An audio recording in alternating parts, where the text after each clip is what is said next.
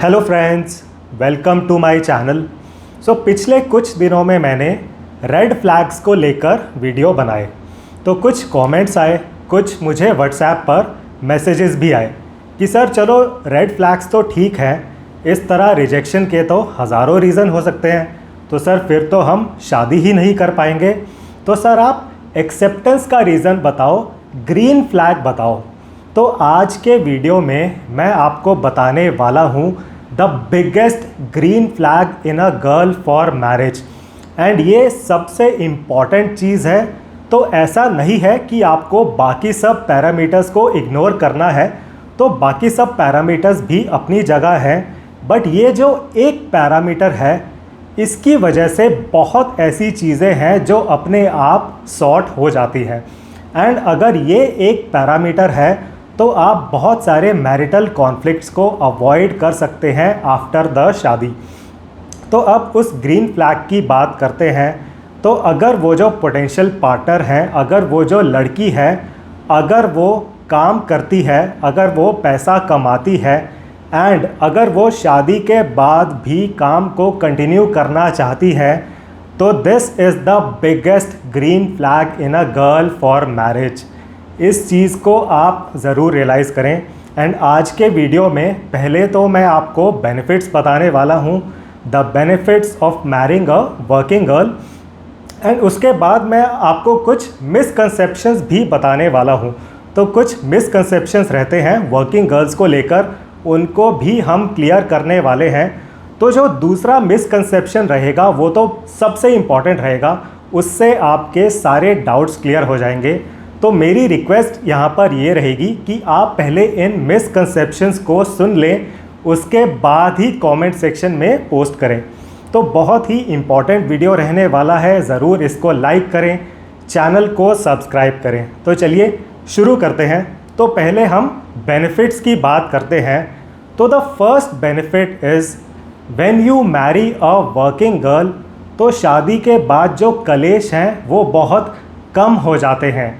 Because वो जो working girl है उसमें सेल्फ एस्टीम इश्यूज़ नहीं रहते हैं, बिकॉज़ उसे पता है कि उसका अपना पैसा आ रहा है, उसकी जितनी भी अर्निंग्स हो, she feels empowered because of that. तो उसे अपने हस्बैंड से पैसे नहीं मांगने पड़ते हैं। इस रीज़न की वजह से ही उसकी जो सेल्फ एस्टीम है वो हाई रहती है। ऑन दी अदर हैंड, जो नॉन वर्किंग गर्ल्स हैं, शादी के कुछ टाइम बाद उनके अंदर सेल्फ एस्टीम इश्यूज़ आने लग जाते हैं। तो वो सोचती हैं कि ये जो हस्बैंड है वो तो ऑफिस जाते हैं, ऑफिस में लड़कियां भी हैं, अब शायद मैं आज के टाइम इतनी ब्यूटीफुल नहीं दिखाई देती हूँ, तो मेरे हस्बैंड का तो पक्का अफेयर चल रहा है इन दी ऑफिस। तो वो जो इमेजिनरी अफेयर है उसकी वजह से शुरू हो जाते हैं कलेश between the husband and wife. और क्या हो रहा है, तो देखिए, आप एज अ हस्बैंड आप घर आते हैं शाम के टाइम थके हुए, बिकॉज़ आपने पूरे दिन शायद 10 घंटे काम किया इन दी ऑफिस, ट्रैफिक में स्ट्रगल किया, तो आप स्ट्रगल करते हुए वापस आते हैं शाम में घर पर। तो उस टाइम आप ये चाहते हैं कि अब आप रिलैक्स कर सकें आराम से, कि भाई अब घर पहुंच गया हूं मैं, now I want to just relax. तो अगर आपकी वाइफ वर्किंग है तो वो भी कुछ ऐसा ही सोचती हैं कि चलो अब शाम में हम घर आ गए हैं, अब हम रिलैक्स करेंगे, लव मेकिंग करेंगे, सो जाएंगे। But on the other hand, अगर आपकी वाइफ नॉन वर्किंग है तो वो तो आपका वेट कर रही थी कि आप जो हस्बैंड हैं वो घर आएंगे, फिर हस्बैंड मुझे मार्केट लेके जाएंगे घुमाने के लिए। तो वो चाहती है कि अब हस्बैंड घर आके मेरी सेवा करे, क्योंकि मैं तो पूरे दिन बोर हुई हूँ, अब मुझे आप घुमाने लेके जाओ, खिलाने पिलाने लेके जाओ। तो देखिए, बहुत केसेस में इस तरह का सिनारियो प्ले आउट हो रहा है। एंड फिर जो हस्बैंड है वो तो बिल्कुल एग्जॉस्टेड है after the long hard day at the office, तो उनमें इतनी एनर्जी नहीं है। तो जो हस्बैंड है वो मना कर देते हैं कि dear wife, I can't take you to the market today. तो फिर शुरू हो जाता है कलेश। तो अब ये जो नॉन वर्किंग गर्ल्स हैं उनके पास टाइम भी काफ़ी रहता है, तो वो सोचती हैं कि चलो और कुछ नहीं तो कलेश ही कर लेते हैं। तो देखिए, वैसे तो हस्बैंड वाइफ के बीच में लड़ाई होना इज़ वेरी नॉर्मल, बट यहाँ पर तो कंपटीशन ही नहीं है, बिकॉज जो वाइफ है, जो नॉन वर्किंग है, उनके अंदर तो पूरी एनर्जी है, she is full of energy. On the other hand जो हस्बैंड है, ही इज़ एग्जॉस्टेड, उनकी एनर्जी ख़त्म है। भाई उस हस्बैंड के अंदर लड़ाई करने की भी ताकत नहीं है, राइट। तो इस तरह का scenario is playing out in a lot of cases, इसको आप ज़रूर रियलाइज़ करें। तो ये था बेनिफिट नंबर 1। आगे बढ़ते हुए benefit number 2, so when you marry a working girl, तो देखिए जो वर्किंग गर्ल्स हैं वो पैसे को लेकर बहुत रियलिस्टिक रहती हैं, because they know the value of money, and वो काफ़ी रियलिस्टिक रहती है एक्सपेक्टेशंस को लेकर। तो उन्हें पता है कि as a husband and wife हमारी इतनी अर्निंग्स हैं, तो हमारा जो खर्चा है वो इतना ही होना चाहिए। सो फॉर एग्ज़ाम्पल, अगर ये दोनों हस्बैंड वाइफ अगर कहीं घूमने जा रहे हैं एंड अगर उन्हें एक 5 स्टार होटल पसंद आ रहा है रहने के लिए, बट अगर उससे उनका बजट थोड़ा आउट हो जाएगा, तो ये जो वाइफ है, जो वर्किंग वाइफ है, वो ये कहेंगी कि चलो 4 स्टार होटल में हम ठहर लेंगे, कोई बात नहीं, नॉट अ बिग थिंग। अगर बजट आउट हो रहा है 5 स्टार होटल में रहने से, तो हम 4 स्टार होटल में रह लेते हैं। तो ये जो वर्किंग गर्ल्स रहती हैं, they have a good understanding of money, and ये समझती हैं कि पैसा कहाँ पर खर्च करना चाहिए एंड कहाँ पर खर्च नहीं करना चाहिए। तो ये जो वर्किंग गर्ल्स होती हैं, उनका एक इन्वेस्टमेंट ओरिएंटेड माइंडसेट भी रहता है कि चलो पैसे तो हम कमा रहे हैं, एंड पैसे कमाना इज़ अ टफ टास्क, तो पैसे को ग्रो भी करना है, पैसे को इन्वेस्ट भी करना है। तो एज अ हस्बैंड आपको वो फीलिंग नहीं आने वाली है कि आप तो एक स्कूल के हेडमास्टर हैं, तो आपको ऐसी फीलिंग नहीं आएगी कि बस मैं ही पैसे कमा रहा हूँ, ये जो वाइफ है ये तो मेरे पैसे उड़ा देती है, वाइफ को रोकना पड़ता है।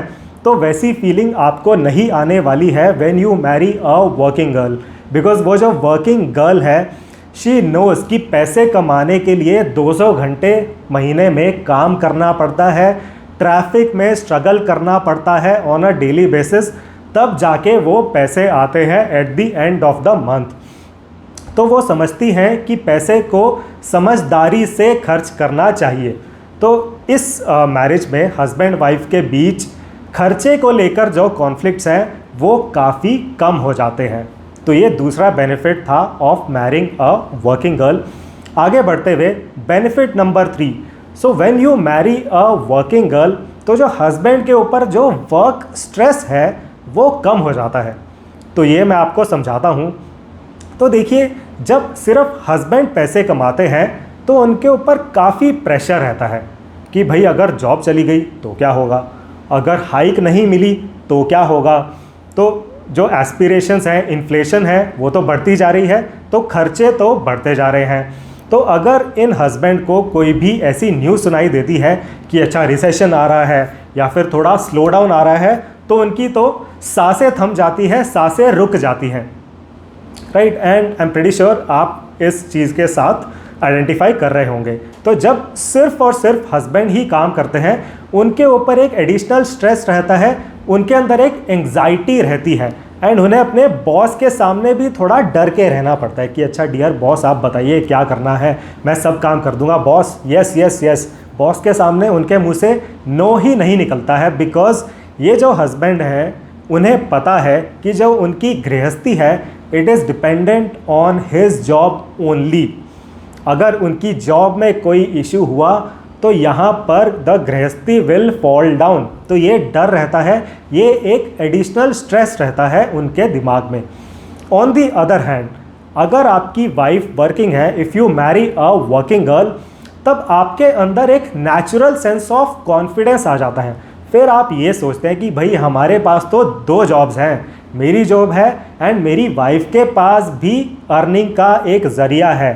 तो अगर वर्स्ट केस में मेरी जॉब चली भी गई तो भाई हम सड़क पर नहीं आने वाले हैं, भूखे नहीं मरने वाले हैं, जो मेरी वाइफ है वो मुझे पाल लेगी कुछ महीने के लिए। तो आपके अंदर एक नेचुरल सेंस ऑफ कॉन्फिडेंस आ जाता है, तो आप बॉस के सामने भी फिर थोड़ा कॉन्फिडेंट रहते हैं। तो देखिए, आपको काम तो उतना ही करना पड़ेगा at your work place, but आपके अंदर उतना स्ट्रेस नहीं आता है, उतनी एंग्जाइटी नहीं आती है, एंड बॉस के सामने फिर आप बोलते हैं कि डियर बॉस, मैं आपकी कोई नॉनसेंस नहीं सहन करूँगा, आवाज़ नीचे, राइट। तो बॉस के सामने भी फिर आप कॉन्फिडेंट हो जाते हैं, because you know that you have another source of income at your home, because आपकी वाइफ भी पैसा कमा रही है। एंड जो भी आप ये ब्रेन जूस, टाइम, एनर्जी अपनी जॉब पर सेव कर पाते हैं, because you can take a back seat at your job if your wife is working. तो जो ब्रेन जूस, मेंटल एनर्जी, जो टाइम आप बचा पाते हैं, उसको फिर आप अपनी शादी में लगा सकते हैं। तो ये था तीसरा benefit of marrying a working girl. तो यहाँ तक हमने डिस्कस किए 3 benefits of marrying a working girl. अब देखिए, शादी से पहले आपको उन पोटेंशियल पार्टनर से, ईशा जी से, ये क्वेश्चन ज़रूर पूछना है। एंड देखिए, एक क्वेश्चन तो आप पूछ ही सकते हैं, तो ये क्वेश्चन आप ज़रूर पूछें कि अच्छा ईशा जी, क्या आप शादी के बाद अपनी अर्निंग को कंटिन्यू रखेंगी या फिर नहीं। एंड अगर ईशा जी का रिस्पॉन्स आता है विद कॉन्फिडेंस कि देखिए, मैं तो हमेशा अपनी अर्निंग को कंटिन्यू रखूँगी, मैं तो हमेशा अपने काम को कंटिन्यू रखूँगी, तो this is the biggest green flag, sorry for that, so this is the biggest green flag in that girl for marriage. इस चीज़ को आप ज़रूर नोट करें, रियलाइज़ करें, इस चीज़ को तो आप अपने दिमाग में ज़रूर रखें। एंड देखिए, आपको भी एज अ हस्बैंड पूरा सपोर्ट करना होगा अपनी वाइफ का। तो देखिए, वाइफ की अर्निंग को कंटिन्यू रखना is a lot of hard work for the husband also. तो आपको भी पूरा सहयोग देना होगा अपनी वाइफ का, ताकि वो हमेशा काम करना कंटिन्यू रख सकें। तो ये चीज़ भी आप ज़रूर इंश्योर करें एज अ हस्बैंड।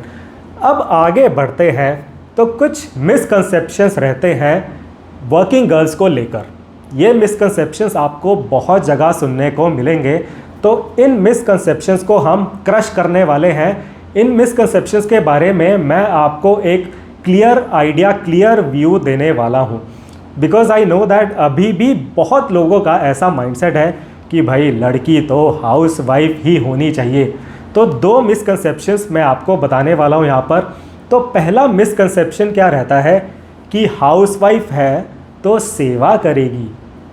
तो कुछ लड़कों का ये माइंडसेट रहता है कि देखिए, शादी तो वो आज कर रहे हैं, शादी तो वो 2024 में कर रहे हैं, बट वो अपनी वाइफ को समझते हैं अपनी मम्मी की तरह, कि मेरी वाइफ जो अभी आ रही है 2024 में, वो मेरी मम्मी की तरह रहेगी। तो उन लड़कों की विज़न ये रहती है कि हाउस वाइफ से शादी करूँगा, जिस तरह पापा जी की सेवा हुई है पूरी ज़िंदगी, उस तरह मेरी सेवा भी होने वाली है। तो जैसे पापा जी स्कूटर पर आते थे ऑफिस से वापस शाम में, तो पापा जी जब घर आते थे पूरा घर साफ मिलता था, बच्चे पढ़ाई लिखाई में लगे होते थे, बड़ा रिगरसली पढ़ रहे होते थे बच्चे। मम्मी फिर पापा जी को चाय पिलाती थी, मम्मी पापा जी का सर दबा देती थी, पापा जी के लिए पकवान बनते थे डिनर में, तो पापा जी के तो मज़े ही मज़े होते थे। तो इन लड़कों को लगता है कि उनके भी मज़े ही मज़े होने वाले हैं आफ्टर मैरिज। बट देखिए, ग्राउंड रियलिटी ये है इन 2024, स्पेशली अर्बन मिडिल क्लास में, खाना बनाना, झाड़ू पोछा, सफाई, घर के जो भी काम हैं वो मेड्स ही कर रही हैं, राइट। तो ये चीज़ आप ज़रूर रियलाइज़ करें। तो देखिए, चाहे आप हाउस वाइफ से शादी कर लें, जो पहले हस्बैंड्स के जलवे रहते थे, वो जलवे आपको अब नहीं मिलने वाले हैं, तो वो एक्सपेक्टेशन मत रखें। बल्कि होता क्या है, अगर आप हाउस वाइफ से शादी करते हैं तो बल्कि इश्यूज़ बढ़ जाते हैं, बिकॉज फिर वो आपको कहती है कि अच्छा डियर हस्बैंड, तुम आ गए हो ऑफिस से वापस, शाम में आ गए हो, अब चलो, अब मेरी सेवा करो, अब तुम मुझे घुमाने लेके चलो, मुझे तुम खिलाने पिलाने लेके चलो, मैं पूरे दिन बहुत बोर हुई हूँ, राइट। तो देखिए, आपको रियलाइज़ करना है, चाहे आप हाउसवाइफ से शादी करें, चाहे आप वर्किंग गर्ल से शादी करें, जो घर के काम है वो तो मेड्स ने ही करने हैं।